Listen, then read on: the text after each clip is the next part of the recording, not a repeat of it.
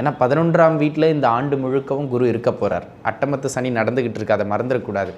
இருந்தாலும் அந்த கடன் அளவு ரொம்ப கழுத்தை நெரிக்கிற மாதிரி இருந்தது கூட ஓரளவு கட்டுப்படுத்துகிற பலம் இந்த காலகட்டத்தில் கிடச்சிரும். பொருளாதார ரீதியாக சுத்தமாக ஜீரோவில் இருந்தவங்க கூட ஒரு நகர்வு, ஒரு 10 ரூபா கையில் பார்க்குற ஒரு நிலைப்பாட்டுக்கு நகர்ந்துருவீங்க. சரிங்களா? முன்பு இருந்ததை விட இந்த 5 பேரில் யாராவது ஒருத்தரோ அல்லது ஒன்றுக்கு மேற்பட்டவரோ இருக்கிறாங்க அப்படின்னு சொன்னால் இந்த காலகட்டம் இப்போ நம்ம சொன்ன பாருங்கள், கெடுபலன்கள் அதெல்லாம் குறைஞ்சி நற்பலன்கள் முன்னாடி சொன்னோம்ல, அது அதிகமாக நடக்கும். இந்த இடங்கள் தான் உங்களுக்கு நன்மைகளை வழங்குகின்ற இடமாக இந்த காலகட்டத்தில் அமைகின்றது அப்படிங்கிறத நீங்கள் மனதில் வச்சுக்கணும். சரிங்களா? சரி, எங்கே கவனமாக இருக்கணும்? நமச்சிவாய வாழ்க, நாதன் தாழ்வாழ்க, தென்னாடுடைய சிவனே போற்றி, எந்நாட்டவர்க்கும் இறைவா போற்றி. எம் தொலைக்காட்சி நேயர்கள் அனைவருக்கும் யோகி ஜெயப்பிரகாஷின் அன்பான வணக்கங்கள். அன்பு நேயர்களே, அனைவரும் நன்றாக இருப்பீர்கள் அப்படின்னு நான் நம்புகிறேன். அனைவரும் நன்றாக இருக்க எல்லாம் வல்ல இறையருள் உங்களுக்கு துணை புரியட்டும். வருகின்ற தமிழ் புத்தாண்டு, குரோதி ஆண்டு என்று சொல்லக்கூடிய 60 தமிழ் வருடங்களில் 38வது ஆண்டு இந்த ஆண்டுங்க. இதற்கு குரோதி ஆண்டு அப்படின்னு பெயர். உங்களுடைய ராசிக்கு இந்த ஆண்டு, இந்த 12 மாத காலகட்டம் எங்கெல்லாம் நன்மைகளை வழங்க இருக்கின்றது, அந்த இடங்களில் நம்ம எங்கெல்லாம் நன்மை வழங்கணும்னு சொல்கிறோமோ அந்த இடங்களில் நீங்கள் கூடுதலாக உங்களுடைய முயற்சியை, கூடுதலாக உங்களுடைய உழைப்பை செலுத்தி நற்பலன்களை இன்னும் சற்று அதிகமாக எடுத்துக்கிடலாம். எங்கெல்லாம் சற்று நிதானமாக இருக்கணும், அதை தான் 2ஆம் கட்டமாக பார்க்க போகிறோம். அதாவது அந்த இடங்கள் உங்களுக்கு கொஞ்சம் எதிர்மறையாக அமையும். அப்போ நம்ம அதை என்ன பண்ணணும், அந்த இடங்களில் பெருசாக நம்ம கவனம் செலுத்தாமல் அங்கிருந்து டிவியேட் ஆகி வெளியில் நின்றுட்டோம்னா அந்த தாக்கங்களை நம்ம குறைச்சிக்கிடலாம். அதனை அடுத்ததாக 3வது பாகமாக உங்களுடைய ஜாதகத்தில் சில கிரக அமைப்புகள் இப்படி இருந்தால் இந்த வருடம் எப்படி இருக்கும் அப்படிங்கிறது, இது நிச்சயமாக ஒரு 50% உங்களுக்கு பலித்தே தீரும். ஆக அன்பு நண்பர்களே, இந்த தமிழ் புத்தாண்டு 2024 உங்களுடைய வாழ்வில் என்ன ஏற்றங்களை வழங்க இருக்கின்றது, என்ன மாற்றங்களை வழங்க இருக்கின்றது, வாருங்கள் பார்க்கலாம். கடகம், கடகராசி நேயர்களை, கடகத்தை பொறுத்த மட்டிலும் புனர்பூசம் 4ஆம் பாதம், பூசம் முழு நட்சத்திரம், ஆயில்யே முழு நட்சத்திரம், இதில் பிறந்தவங்க எல்லாம் கடகராசிக்குள்ளே தான் வருவீங்க. இப்போ இந்த கடகராசிக்காரங்களுக்கு இந்த புத்தாண்டு எப்படி இருக்க போகின்றது, இந்த தமிழ் புத்தாண்டு அப்படிங்கிறத பார்த்துடலாம். முதல்ல உங்களுக்கு எங்கெல்லாம் நன்மைகள் அப்படின்னு கேட்டுருவோம். திருமணம் நடைபெறாமல் இருக்கிறவங்க, அது தள்ளி போயிட்டு இருக்கவங்க, அவங்களுக்கெல்லாம் அந்த திருமண அமைப்பு கைகூடி வர ஒரு அற்புதமான காலகட்டம், தாராளமாக நடக்கும். அதே போல் மறுமணத்துக்கும் இந்த காலகட்டம் சிறப்புங்க.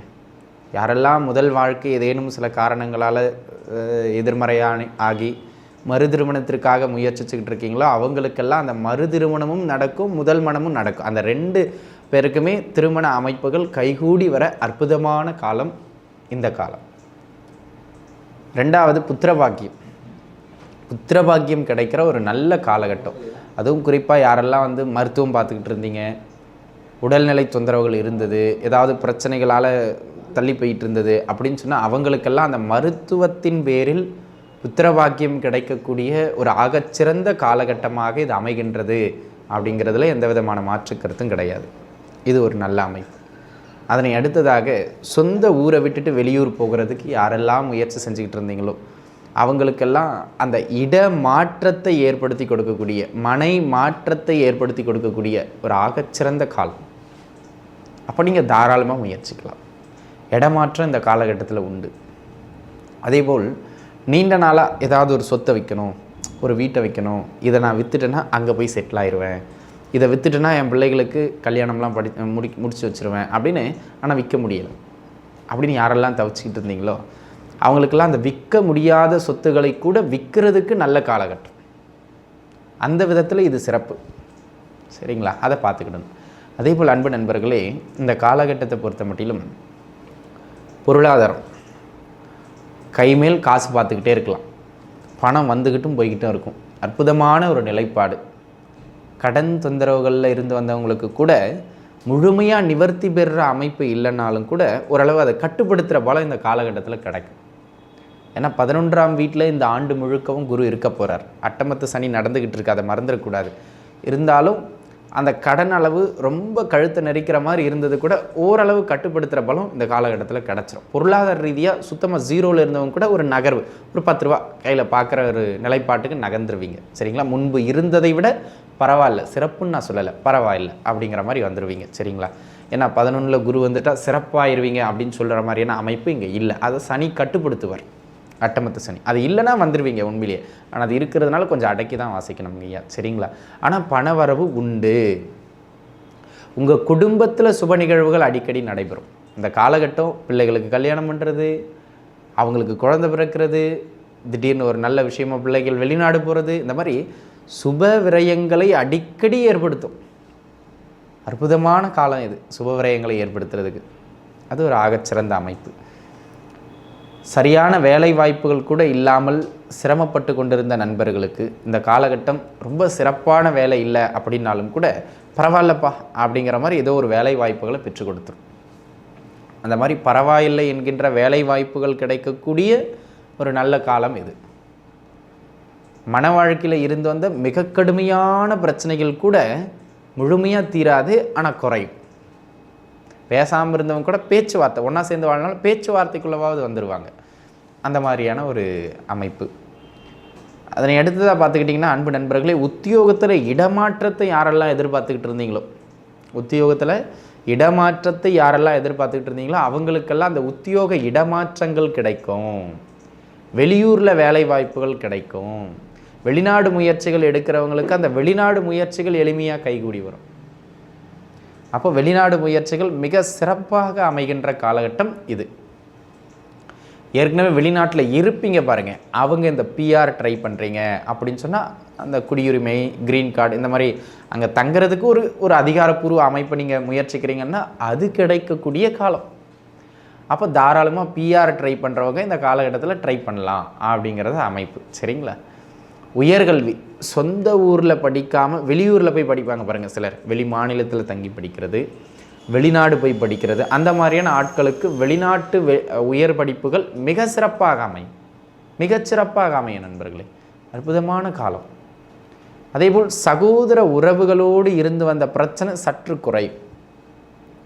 சகோதரர்கள் வழியிலிருந்து அப்பப்போ ஒரு சில உதவிகள் கிடைக்கும் உங்களுக்கு. அந்த மாதிரியான ஒரு அற்புதமான காலகட்டம். மேக்சிமம் உங்களுடைய முயற்சிகள் சில தடைகளுக்கு ஆளானாலும் சின்ன சின்ன வெற்றிகளை நிச்சயமாக அந்த காலகட்டத்தில் தந்தே தீரும். அந்த மாதிரியான ஒரு நல்ல அமைப்புகள் இருக்குது. சரிங்களா? ஆக இந்த இடங்கள் தாங்க, இந்த இடங்கள் தான் உங்களுக்கு நன்மைகளை வழங்குகின்ற இடமாக இந்த காலகட்டத்தில் அமைகின்றது அப்படிங்கிறத நீங்கள் மனதில் வச்சுக்கணும். சரிங்களா? சரி, எங்கே கவனமாக இருக்கணும்? நான் அதுக்கு முன்பாக ஒரு விஷயத்தை சொல்லிடுறேன். 11ல் குரு இருக்கின்றார், 3ஆம் இடத்திலே கேது பகவான் நிலை பெற்றிருக்கின்றார். இதெல்லாம் நன்மை தான் இந்த ஆண்டு முழுக்க. ஆனால் 8ஆம் இடத்தில் அமரப்பெறுகின்ற சனியின் நிலைப்பாடு இந்த நற்பலன்கள் அனைத்தையும் மந்தப்படுத்தும். கல்யாணம் நடக்கும், ஆனால் ரொம்ப சிரமப்பட்டு முயற்சி பண்ணணும். வருமானம் வரும், கையில் பணப்புழக்கம் இருந்துக்கிட்டே இருக்கும், ஆனால் சேமிக்க முடியாது, பேரலாக செலவு வந்துக்கிட்டே இருக்கும். புரியுதுங்களா? அப்போ இது தவறு கிடையாது. நம்ம அதை பக்குவமாக ஹேண்டில் பண்ணணும். அப்போ சிரமப்பட்டு பொண்ணு பார்க்குற மாதிரி இருக்கும், மாப்பிள்ளை பார்க்குற மாதிரி இருக்கும், கொஞ்சம் மெனக்கெடணும். வருமானம் வரும், அதை சேமிக்க முடியாத மாதிரி 1 by 1 செலவுகள் ஏதாவது ஒன்று வந்துக்கிட்டே இருக்கிற காலகட்டம். அப்போ சேமிக்க முடியல அப்படிங்கிறபோது நம்ம என்ன பண்ணணுங்க, அதை உருப்படியான செலவாக மாற்றணும், பயனுள்ள செலவாக மாற்றணும். அப்படி மாற்றிட்டீங்க அப்படின்னு சொன்னால் பயப்பட வேண்டாம், அதான் பரிகாரம். சரிங்களா? அது ஒரு நன்மையை செஞ்சுட்டு போயிடும். தீமையிலும் நன்மை அப்படிங்கிற மாதிரி செலவாக போகுது, அது நல்ல விஷயத்துக்கு நீங்கள் செலவு பண்ணிடுங்க, அதான் அமைப்பு. அதனை அடுத்து தான் இந்த காலகட்டம் பார்த்திங்கன்னா கடன் வாங்கி தொழிலில் முதலீடு போடுறது, கடன் வாங்கி பெருசாக ஆடம்பர செலவு செய்கிறது, அந்த மாதிரி இந்த கடனை வாங்கி செய்கிற விஷயங்களை விட்டுருங்க. ஏன்னா 8ஆம் இடத்து சனி அந்த கடனை பெருக்கி விடுவார். அது கொஞ்சம் அப்படியே அதிகம் அப்படி போயிடும் நண்பர்களே. அப்போ நம்ம என்ன பண்ணணுங்க, வாங்குங்க, அவசியம்னா வாங்க, அது ஒரு லிமிட்டுக்குள்ளே வாங்கிட்டீங்கன்னா சிறப்பு அப்படிங்கிறது தான் விஷயம். சரிங்களா? அப்போ அது பெருசாக கடனில் போய் சிக்கிடாமல் அப்படியே கடந்து வர்றதுக்கான வழியை பார்க்கணும். அப்போ கடந்து வரணும்னா என்ன பண்ணணுங்க, நம்ம விரலுக்கேற்ற வீக்கத்தோடு வாழ கற்றுக்கிடணும். நம்ம வருமானத்தை கொண்டு எதை அடைக்க முடியுமோ அதுக்குட்பட்டு தான் நம்ம வாழ்வியலை அமைச்சுக்கிடணும். அதான் புத்திசாலித்தனம், இதுதான் பரிகாரம் இந்த வருஷம் உங்களுக்கு. நீங்கள் பாட்டு நம்ம ஐஃபை லைஃப்பில் தான் ஃபங்க்ஷன் பண்ணணும் அப்படிங்கிற மாதிரி எடுத்து வச்சுட்டிங்க. ஒரு 5 லட்சம் கடன் வாங்கி ஒரு ஃபங்க்ஷன் பண்ணிட்டீங்க, வட்டி கட்டிகிட்டு இருக்கணும். அதனால் கடன் அமைந்தாலும் பெரிய அளவு அதை எடுத்துக்கிடாதீங்க. உங்கள் வருமானத்திற்கு உட்பட்டு என்ன பண்ண முடியுமோ அதை பண்ணுங்கள். நம்ம பிரியாணி சாப்பிடணுங்கிறது கட்டாயம் கிடையாது. கஞ்சி குடித்தாலும் கௌரவத்தோடு குடிக்கணும். அதான் ரொம்ப முக்கியம் கடகராசினியர்களுக்கு இந்த காலகட்டத்தில். குரு 11 வந்துட்டாருன்னு நம்ம எகிரி துள்ளி குதிச்சிடக்கூடாது நண்பர்களே. அதை கொஞ்சம் நிதானிச்சு இருந்துக்கிடணும், சரிங்களா? அதனை எடுத்து அப்பப்போ இந்த கணவன் மனைவி உறவுகள் முன்பு இருந்த பிரச்சனை இப்போ குறையும். ஆனால் இந்த வழக்குகள் அப்படி இப்படி போயிருக்கு பார்த்தீங்களா, அது கொஞ்சம் இழுக்கும். அதில் கணவன் மனைவி உறவில் கொஞ்சம் நிதானிச்சிருக்கணும். ஆக தொழிலில் பெருசாக அகலக்கால் வைக்கக்கூடாது, உறவுகளில் நிதானிச்சிருக்கணும். உடல் நிலையில் குறிப்பாக ரொம்ப கவனமாக இருக்க வேண்டிய காலகட்டம், சரிங்களா? வயதானவங்க ரொம்ப குறிப்பாக, சரிங்களா? அதேபோல் பொருளாதார ரீதியாக அகலக்கால் வைக்கக்கூடாது. இவ்வளவு தாங்க. இந்த விஷயங்களில் இப்போ நான் எங்கெங்கே பிரச்சனை நான் அடிக்கோடிட்டு காட்டிட்டேன். அப்போ தொழிலில் பிரச்சனை வரும், பெரிய முதலீடு போடக்கூடாது. கடன் சுமையில் சிக்குவீங்க, தேவையில்லாத செலவை தவிர்க்கணும். இதுதான் பரிகாரம், சிம்பிள்.